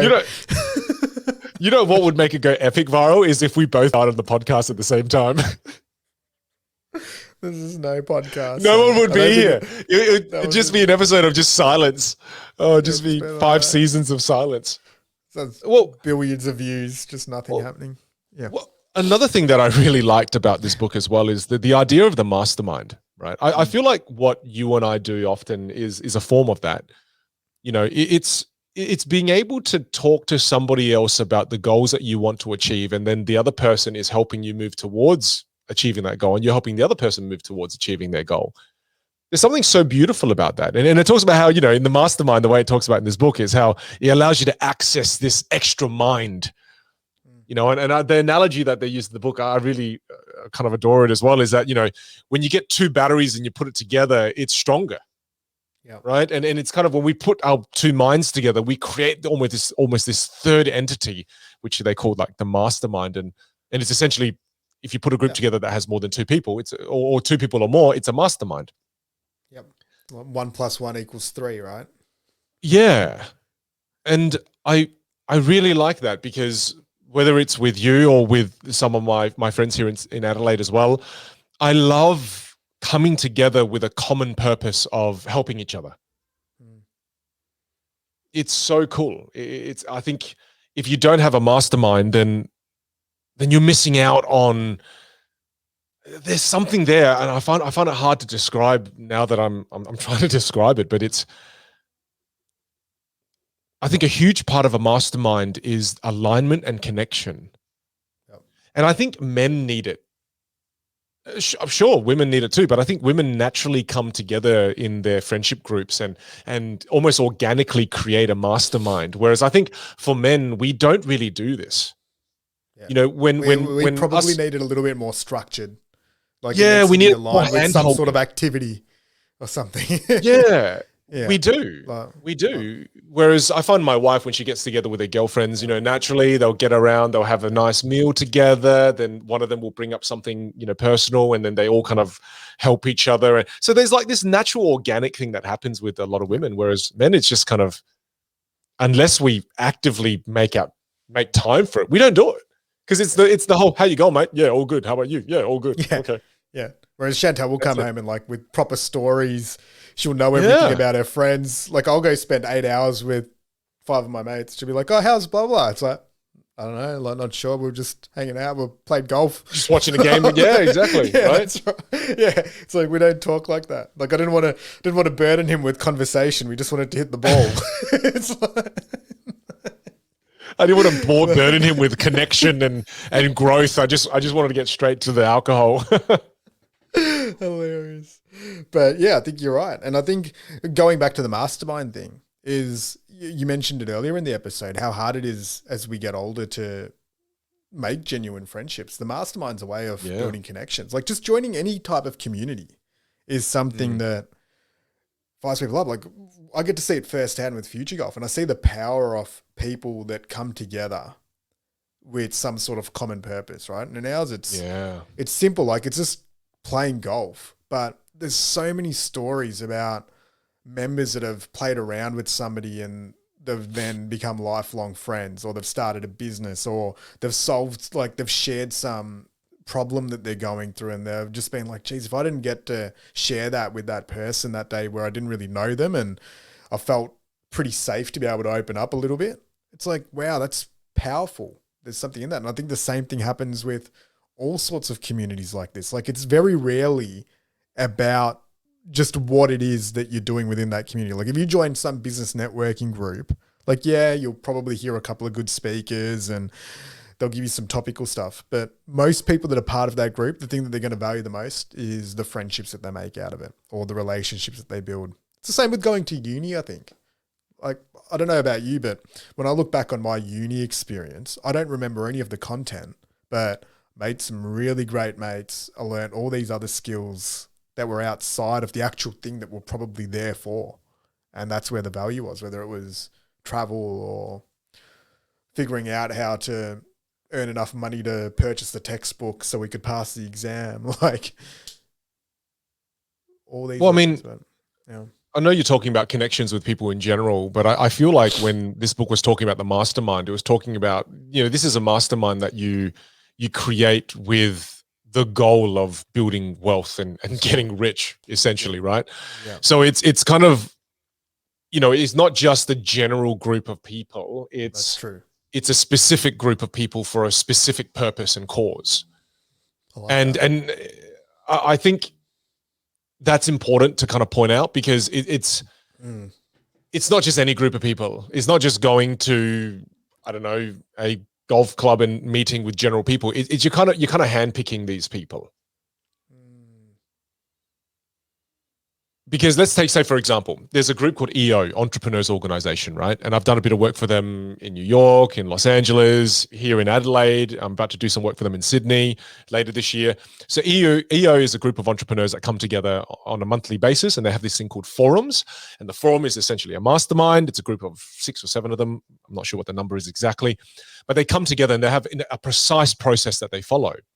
And I kind of use this as well with my cousins and a couple of my friends here in Adelaide, where when we come together once a month, what they do is there's a full process, right? So when you first start, you kind of state the rules of the mastermind and you say, everything we say here is kept between us. None of us will share this even with our wives or our partners or our husbands. This does not go beyond these 4 walls. Second thing, we will not judge each other or we will not play status games in this environment. And we restate that every single time. So you set the scene. Then after that, you go through some fairly low-level questions like, if you had any superpower, what would you want? And then, you talk about another deeper question, which is, what's your definition of happiness? And then after that, you go into, hey, what's your top 5% this month? And what's your bottom 5% this month? Because a lot of the times it's very easy for us to talk about our middle 90%, right? Oh, yeah, the week was this, the week was that. But we go, no, let's get straight to it now. We've had the surface level conversation. Let's go into top 5 and bottom 5 now. And then that's when you go into the deeper things. And then after that, you go, well, out of the top 5 and some of the bottom 5s, which one seemed pressing in this mastermind? Which bottom 5% seemed like it was an emergency that we should help that particular forum member or mastermind member solve? And then we take that as a point of discussion and you jam on that for an hour or more. And that's the very high level process of how people do it in EO, for example, which is the model we've kind of adopted. And that's awesome. With that structure, I can tell you that it helps solve problems. And a lot of them are not business problems, which is what's really interesting in my experience of having a mastermind. A lot of them are life problems, which I didn't expect, because I thought a mastermind, because when you read this book, it seems like a mastermind is going to help you build an empire that's going to take over the world. Whereas when it gets to it, the mastermind is something that helps us move through life and helps us solve life problems. You and I, when we do these things, how much of that time do we spend talking about business tactics versus us talking about how to achieve more happiness in our lives? Yep. A lot more of it is spent talking about life and happiness and connection. That's what everyone says even about EO, is that it's more of a support therapy. Group than it is like it's entrepreneurial therapy rather than it is. Yeah, about growing your business. But it's true, like the business, because it's once again, right, the business is the external component of what we're doing. Like we're like if you think about entrepreneurs in general, they're just the person playing the role to keep the entity going or to grow it or whatever it is. Yeah. Whereas what that group's there for, it's like, oh, well, you now come in here and it's a safe environment for you to then maybe sharpen that saw, so that emotionally, psychologically, whatever it is, you're energy-wise, you can solve. I really like the model of the top 5 and bottom 5% of the problems, because that's usually the biggest stuff. If you can then solve that, Yeah. I'm guessing your odds of then going back and being a better leader or better thinker, innovator, team builder, whatever it is, it's probably going to increase a little bit, rather than if you're in a really highly stressful environment where you have to bottle it up and you then can't share it. Because I think that's the other thing that happens with people that are in a position of responsibility or leadership.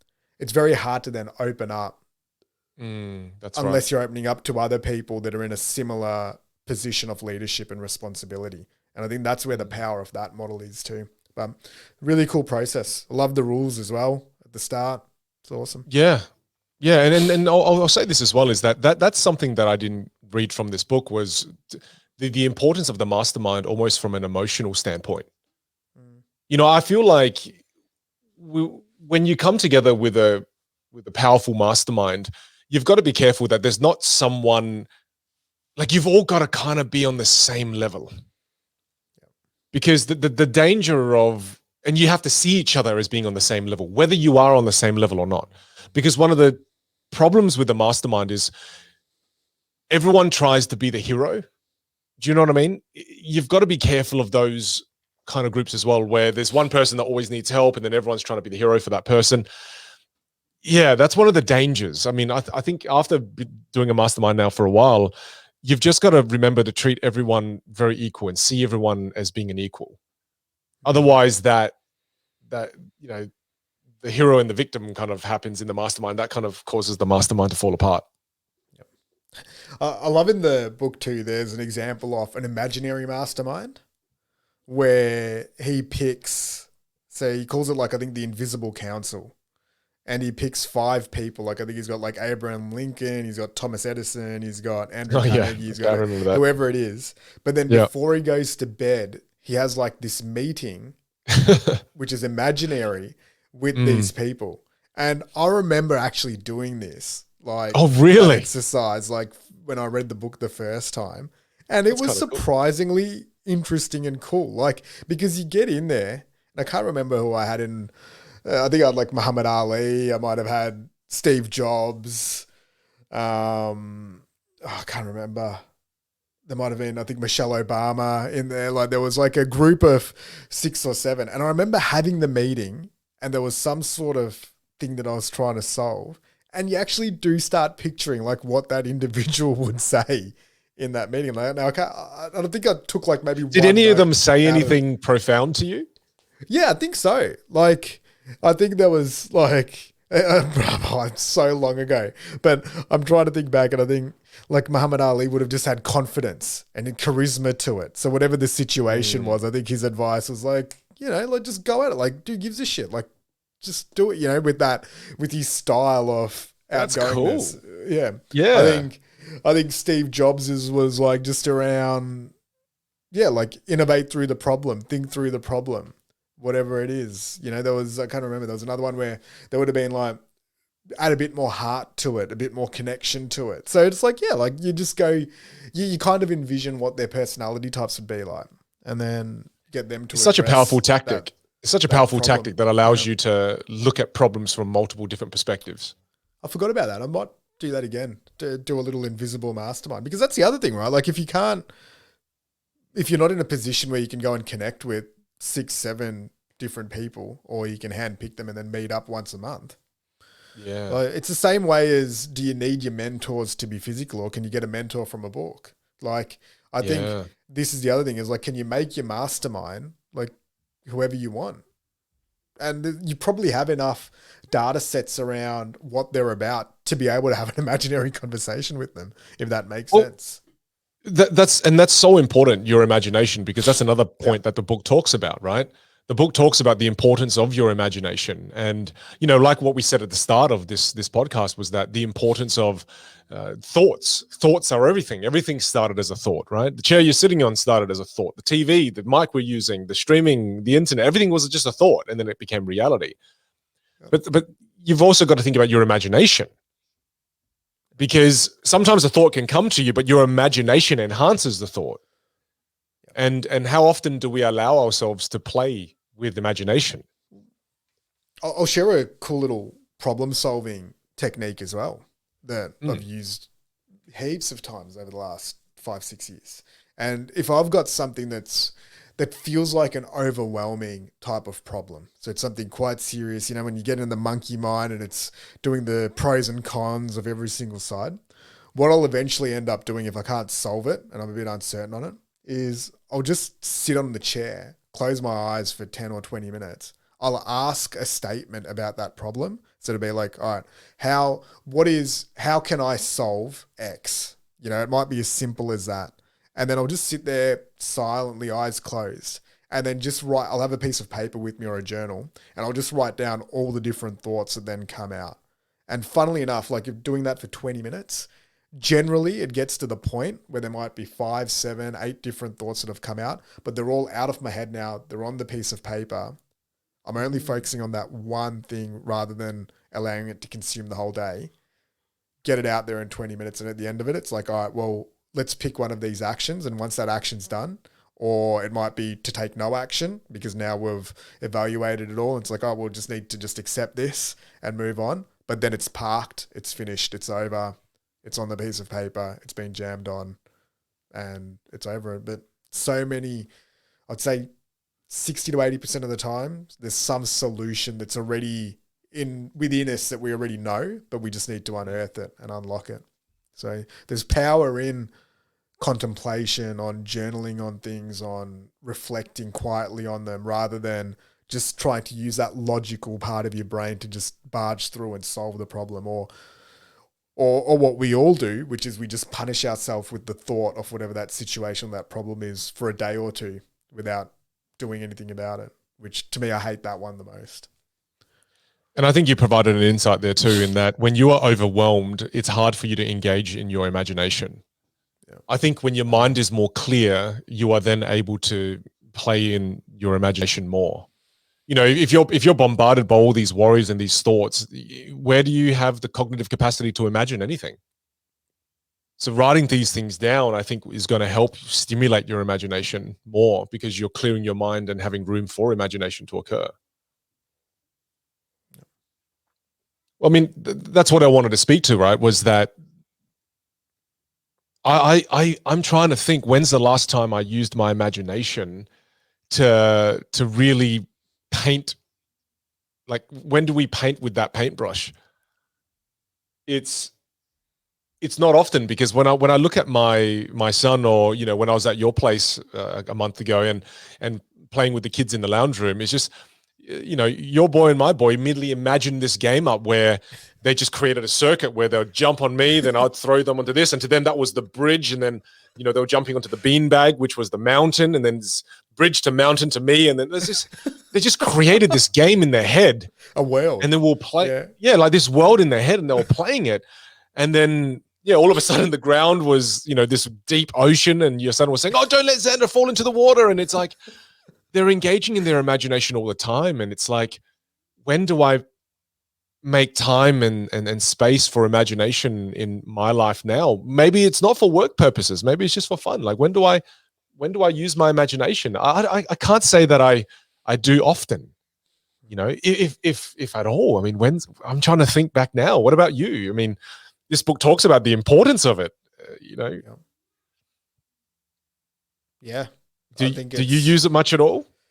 I try to, probably not as much as I'd like, but look, the other week I had a few days away in New Zealand, and I love those sort of solo retreats, essentially, where that's where I try to then tap into that side of imagination, where I'll then write, you know, I'll just go for walks, no distractions, limiting all of those bits and pieces. And I think that's sort of where I get the real sort of self-reflective types of moments. And a lot of my imagination nowadays, it's probably through thinking and writing and maybe forming new ideas, seeing are there lessons that I've learned, whether it's about myself or that I want to share with anyone. What am I curious about right now? I think that's where my imagination goes. I wish that there was a little bit more playfulness with the imagination. Like the thing that, even after this, just as we're speaking about it, is, how, as we become adults, how do we add just that unbridled, unstructured play? Because even when I'm telling you about what I'm talking about, I'm like, still kind of serious, right? Like you're trying to learn about yourself, or you're relaxing, or whatever it is, you're resetting a little bit. Whereas I'm now thinking back to like that childlike type of enthusiasm. We spoke about it, I think, in Brene Brown's episode where we're chatting about that, but creating opportunities for play and also creating opportunities for true play with other people. Like I reckon it'd be really cool as us, like even as adults, like designing time for structured play. Like that's why, again, I go back to golf. I love that golf is something that's in my life because it's structured play. Like when I'm out there, you're playing, like the word playing, how often are you using the word playing? Like I play Lego. I love playing Lego. I love playing golf. I know you play video games, but it's like where else we love playing with the kids, right? Like, so where can you then add more play? And I think that would be really cool even with the business. It's like, I know when you were recording your course, it was really cool. You shared some videos with me where you and Craig are playing around. You know, I want to do that now a lot more with our business too, where we create things where it's more play-based, where it's not just work. It's not just about it being a successful innovation or whatever it is, or optimizing something. It's like, let's start playing a little bit more. And I think there's so much enjoyment in playing. It's like when you play, you have fun, right? And I think fun again is a word that comes to mind when I'm creating my online course at the moment, and just allowing myself to have permission to play there. I think that's really, it's not just creating the course, it's having fun and playing in the course.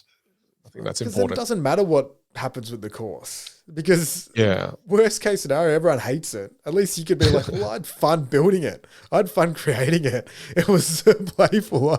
It then doesn't matter. Like it just does. I think that's the beauty in it. It's what we were speaking about as well. There's two ways around belief and purpose too. One is where we do it because we have areas of responsibility and we set standards for ourselves, right? Like that's such a cool way of approaching life too. And I think that's what you do. You perform at a very high level in the fields, and that's what I think's gotten you your level of success. I like doing it on the other side, whereas I like setting the bar relatively low, reducing the risk, but then maximizing any of the upside on it.